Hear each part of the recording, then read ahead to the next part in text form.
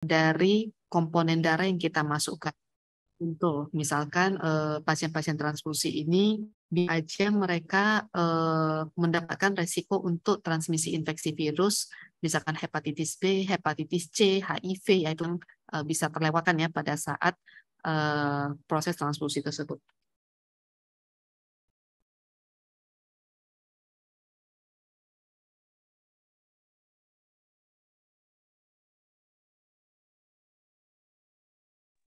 Nah, jadi berdasarkan British Committee Standards ya untuk transfusi PRC itu ada beberapa kriteria. Jadi pasien-pasien mana aja sih yang sebenarnya masih bisa kita tunda ya untuk kita lakukan transfusi darah. Nah, contoh kalau misalkan HB-nya itu masih di atas 10 ya, biasanya di atas 8 yaitu kita masih belum memberikan transfusi. Pasien-pasien yang memang anemia tetapi hemodinamiknya masih stabil. Nah, kalau hemodinamiknya masih stabil, contoh tekanan darahnya itu masih bagus nih, oh masih 120 per 80, heart rate-nya masih bagus, 80 kali per menit, berarti kan anemianya itu termasuk yang kronik ya, jadi tidak buru-buru kita lakukan transfusi darah. Beda dengan pasien-pasien yang contoh dia lagi perdarahan akut, misalkan dari perdarahan saluran cerna akut, atau dia itu baru selesai kecelakaan lalu lintas, di mana dia loss volume dari darahnya itu banyak, perdarahan terus-menerus. Nah, dengan ada yang gangguan hemodinamik, meskipun pada saat kita cek misalkan HB masih 8, itu harus kita lakukan transfusi darah ya. Ataupun pada pasien-pasien yang anemia grafis. Nah, kalau misalkan HB-nya sudah di bawah 5, meskipun dia hemodinamik masih stabil, itu kita tetap wajib untuk transfusi darah. Ya, kenapa? Karena oksigen yang diperlukan oleh sel itu kan berkurang kalau misalkan HB-nya itu sudah di bawah 5. Jadi ini beberapa kriteria untuk pasien-pasien yang memang membutuhkan PRC. Kemudian mana pasien yang tidak membutuhkan PRC nanti bisa dibaca di sini ya. Nah, ini yang tadi sudah saya jelaskan juga ya.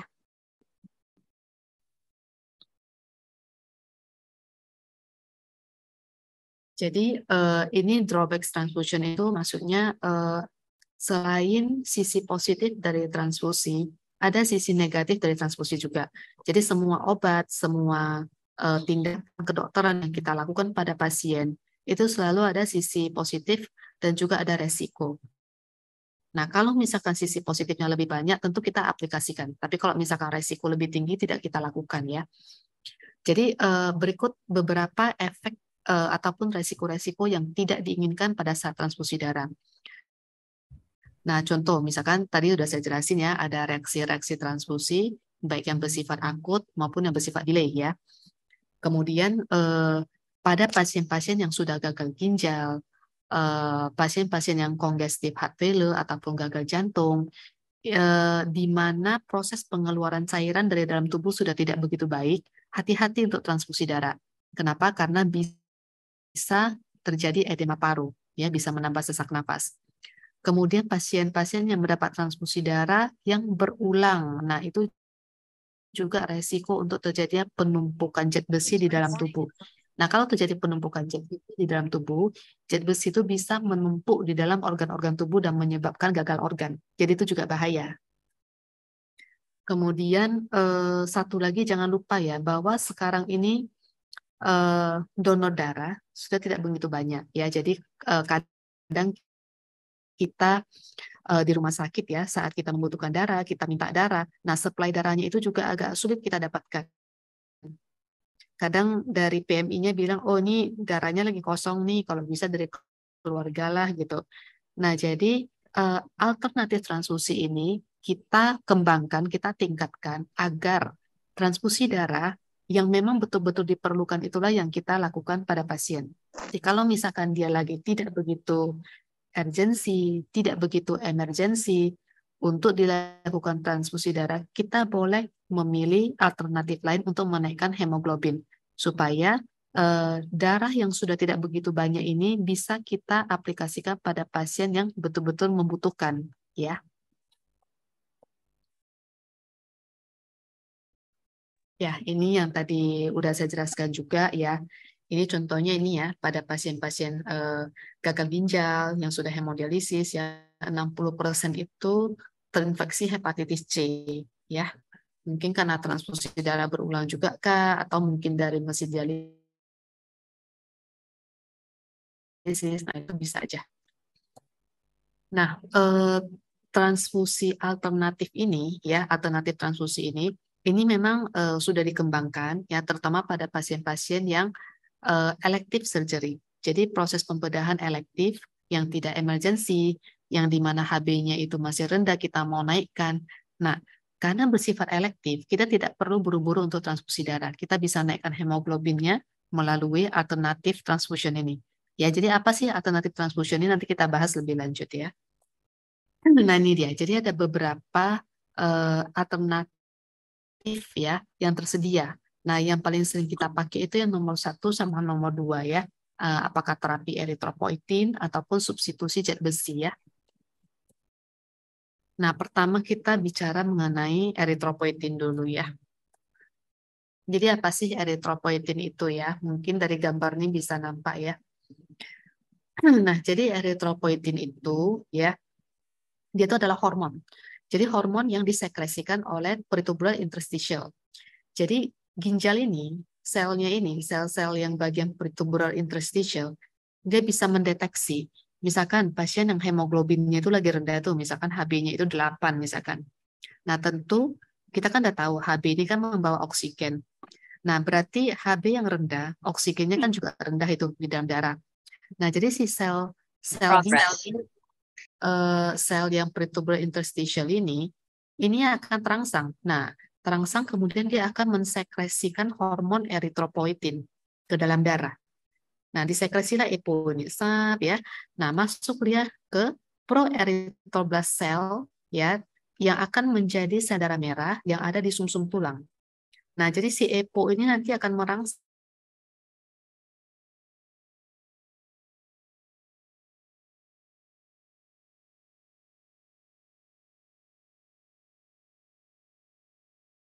eritrosit ataupun sel darah merah.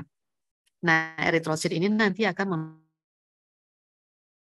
membawa oksigen lagi. Oh, ternyata oksigennya udah cukup. Maka si ginjal ini akan menstop produksi eritropoietin. Nah, nanti pada saat dia anemia lagi baru dikeluarkan lagi eritropoietin ini. Ya, jadi itu ya kerja si eritropoietin ini ya, yaitu untuk merangsang proses diferensiasi dari si proeritroblast itu menjadi sel darah merah yang matur. Nah, biasanya pada pasien-pasien apa nih kita kasihkan eritropoietin? Yaitu pada pasien yang anemia kronik terutama ya. Oke, kita lihat dulu. Nah, anemia kronik itu bisa terjadi karena proses infeksi yang udah lama ya. Misalkan pada pasien-pasien TB paru yang nggak diobati, nah itu kan infeksi kronik ya, bisa terjadi anemia.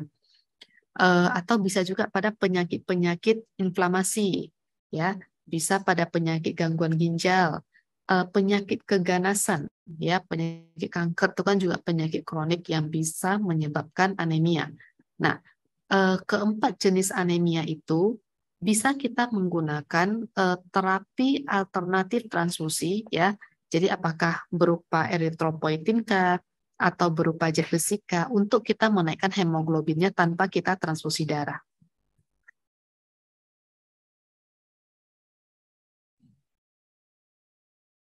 Kalau secara patofisiologi, kenapa sih penyakit kronik itu bisa menyebabkan sel darah merah menjadi rendah? Ya, jadi ada 3 elemen yang membantu untuk, bukan membantu ya, tetapi patogenesa lah ya, 3 elemen ini yang menyumbangkan si HB ini menjadi rendah itu. Nah, di mana yang punya penggunaan ataupun utilitas dari si zat besi itu sudah tidak sensitif, jadi kurang bagus. Sehingga pembentukan dari sel darah merah akan berkurang. Atau si eritrosit yang sudah terbentuk itu biasanya kan umurnya 120 hari, tetapi ini belum sampai 120 hari dia udah meninggal gitu, udah mati ya. Kemudian produksi eritropoietin itu juga rendah pada pasien-pasien anemia kronik ya, terutama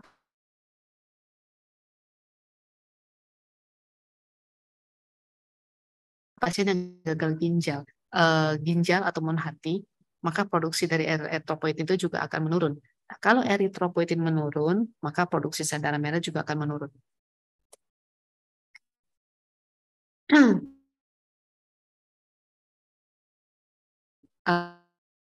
Ini sepertinya sih ini sepertinya sih sudah yang kronik, kita lihat retikulositnya itu rendah ya, tapi kalau dia itu karena suatu sama ya, kalau defisiensi besi retikulositnya juga rendah itu ya.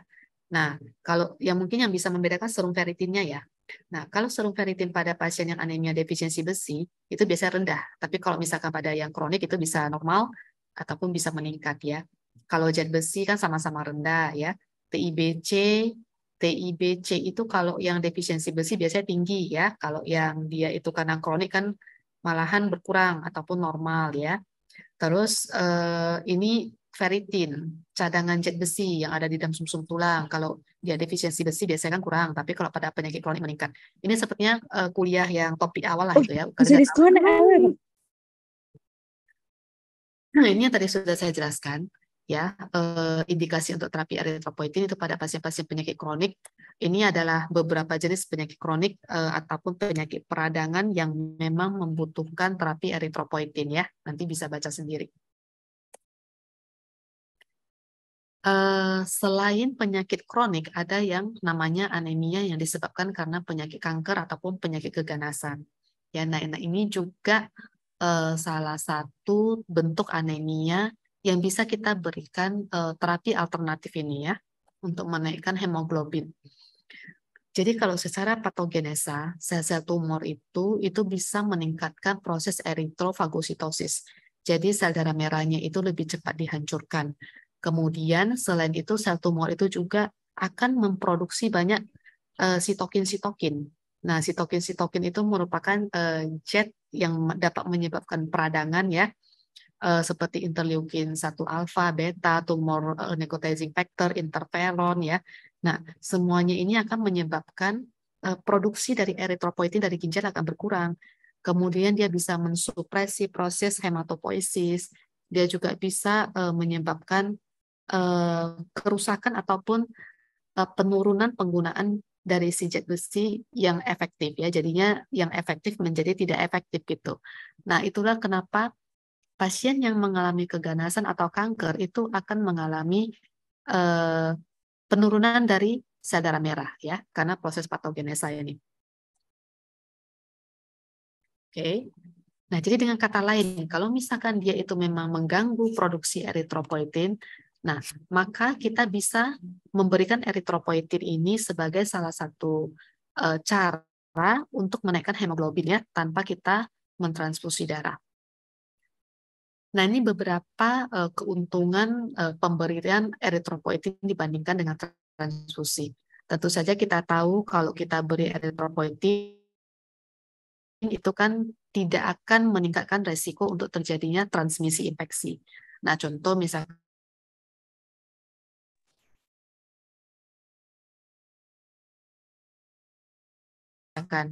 HEPA bisa dihindari, apalagi ini untuk kualitas hidup. Nah, kualitas hidup sih sama-sama lah ya. Kalau kualitas hidup itu memang baik secara transfusi maupun tidak transfusi, yang penting HB-nya udah tercapai, tentu kualitas hidup akan baik ya. Cuman paling enggaknya dia mengurangi apa namanya reaksi-reaksi alergi yang bisa disebabkan dengan transfusi darah. Kemudian dia juga bisa mengurangi resiko terjadinya penumpukan zat besi kalau kita transfusi darah itu. Oke, jadi yang ini nggak apa-apa.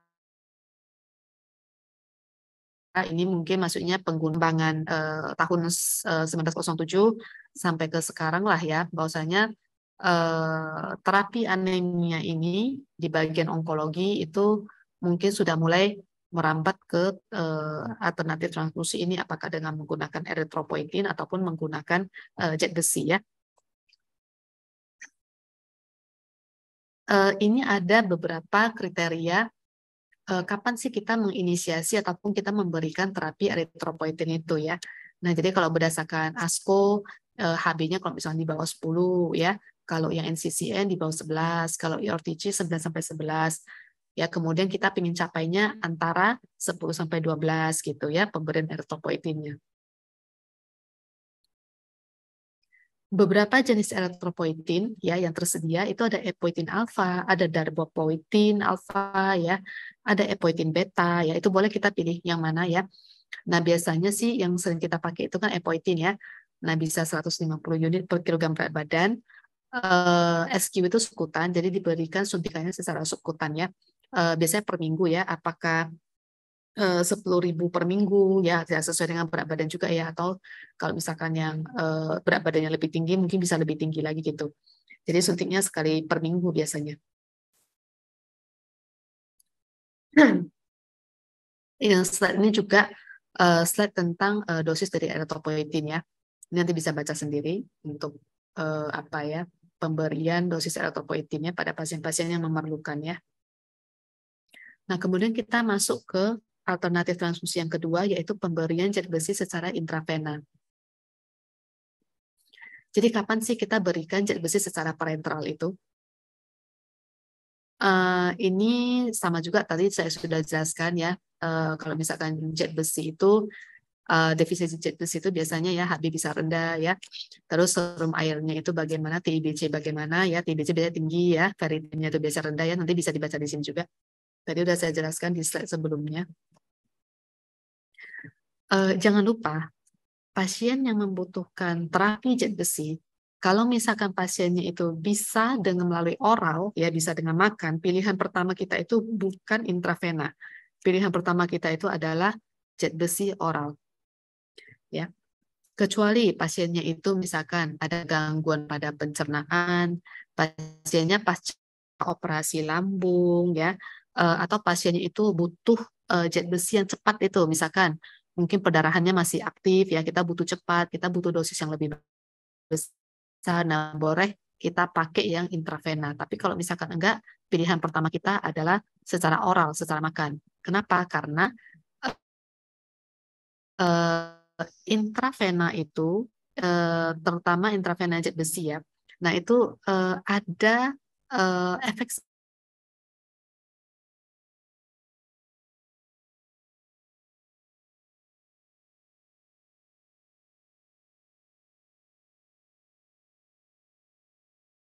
samping untuk terjadinya reaksi alergi ya dibandingkan dengan yang oral. Setelah terhadap zat besi gitu. Kemudian biasanya pemberian zat besi selama 1 bulan ataupun 3 sampai 4 minggu, biasanya kita HB-nya kita harapkan bisa naik 1. Contoh misalkan HB 8 gram per desiliter. Kita kasih ini zat besi selama 1 bulan. Kita cek ulang lagi, harapan kita HB-nya sudah masuk ke angka 9. Ya, rata-rata seperti itu. Oke.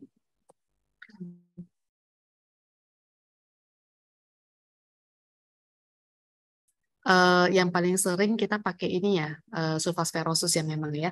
Sisi itu sampai 200 miligram ya, belum makan ya. Nah, kemudian jangan lupa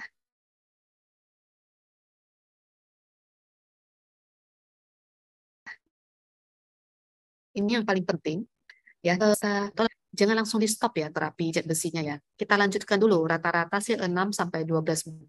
Kenapa? Karena HB yang udah bagus itu belum tentu cadangan zat besinya itu udah bagus. Jadi kita lanjutkan sampai 6 sampai 12 bulan itu supaya cadangan zat besinya itu ya, serum ferritinnya itu menjadi normal kembali. Setelah itu baru selesai terapi zat besi kita. Nanti terapi parenteral tadi saya sudah jelaskan indikasi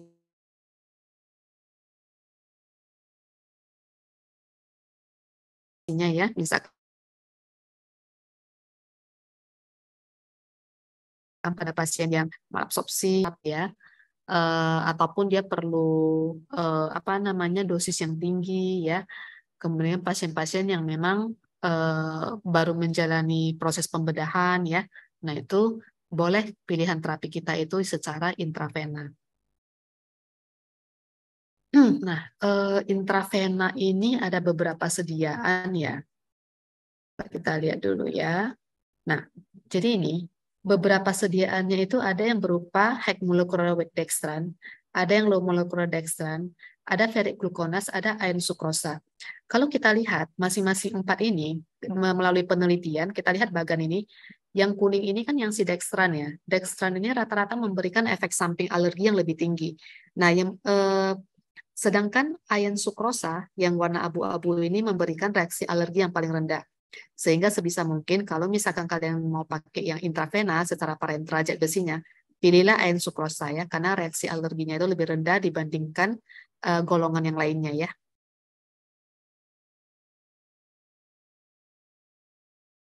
Ini dosisnya ya. Ya, jadi ensukrosa itu sekitar 100 sampai 200 mg intravena ya. Boleh seminggu sekali atau 2 minggu per kali ya. Terus kalau ini kalau misalkan HB-nya di bawah 9 ya, ensukrosanya bisa pakai 200 ml ya, 2 kali per minggu ya. Jadi tergantung sih berapa HB, berapa kebutuhan itu nanti ada rumusnya ya. Nanti saya kasih rumusnya. Nah, ini rumusnya ya. Oke. Jadi ensukrosa itu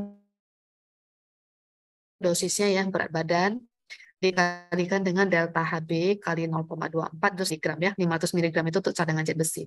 Nah, setelah dapat baru kalian masukkan ya, sediaannya itu N-sukrosa ada yang bentuk venover, dia satu ampul itu 100 miligram ya.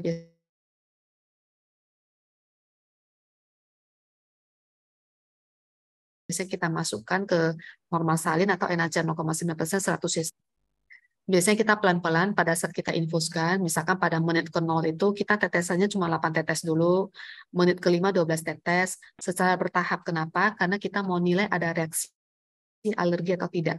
Kalau ada tanda-tanda reaksi alergi, segera hentikan ya. Jadi namanya di tes drip dulu untuk menilai si pasien ini ada reaksi alergi atau tidak terhadap zat besi yang parenteral. Ya, jadi kesimpulannya sebenarnya transfusi itu pilihannya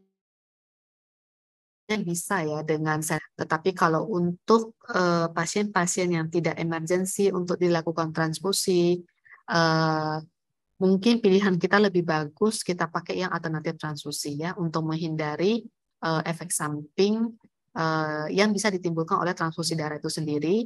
Dan selain itu pun produk-produk darah kita juga tidak begitu banyak ya. Jadi kita bisa simpankan untuk pasien-pasien yang memang betul-betul membutuhkan. Nah, adapun terapi alternatif transfusi ini yang bisa kita aplikasikan pada pasien itu seperti hormon eritropoietin ya, kemudian bisa juga zat besi, apakah bentuk oral ataupun bentuk intravena ya, untuk mengoptimalisasi kita inginkan ya. Oke, yang pasti kita kasih terapi, jangan tidak dikasih terapi karena kalau nggak dikasih terapi ya pasiennya akan tetap anemia ya kan gitu. Baik, selesai perkuliahan saya ya. Kalau misalkan ada pertanyaan dipersilakan atau mungkin ada slide yang kurang mengerti, boleh saya jelaskan kembali. Silakan.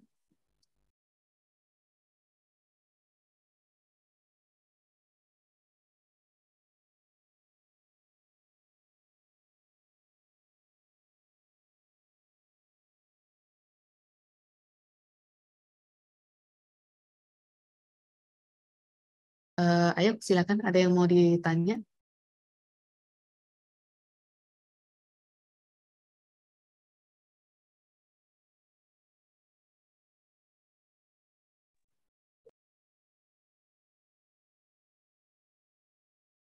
Apakah suara saya terdengar jelas? Izin dokter. Oke, jelas ya. Ada yang mau ditanyakan? Belum ada dokter.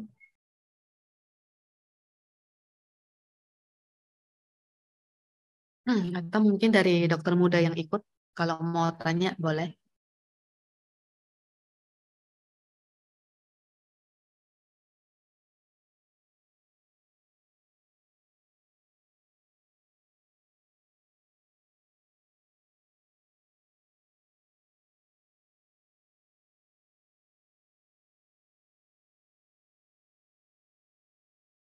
Izin dokter, sepertinya belum ada dokter.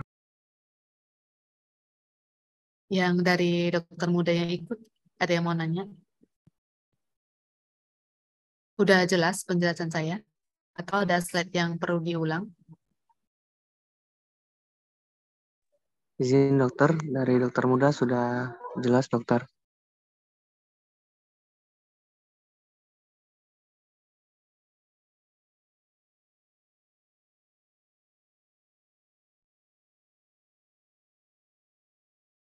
Udah jelas? Oke.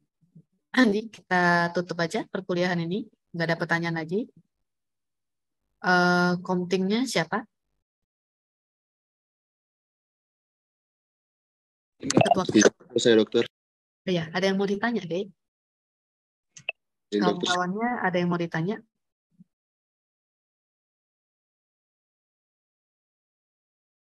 Udah jelas penjelasan saya? Dari dokter muda ada yang mau ditanya?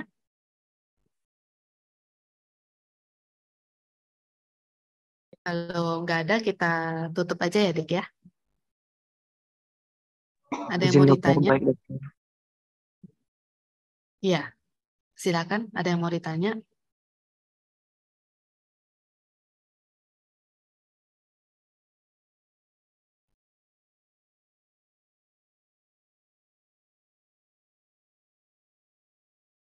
Dokter, dari dokter muda sepertinya tidak ada pertanyaan dokter. Nggak ada ya, udah jelas ya berarti ya. Baik, kita tutup ya perkuliahan hari ini ya. Mudah-mudahan memberikan manfaat buat kalian. Saya tutup ya dengan Assalamualaikum warahmatullahi wabarakatuh ya. Saya izin Waalaikumsalam. live ya. Terima kasih dokter. Waalaikumsalam warahmatullahi wabarakatuh. Dokter. Waalaikumsalam.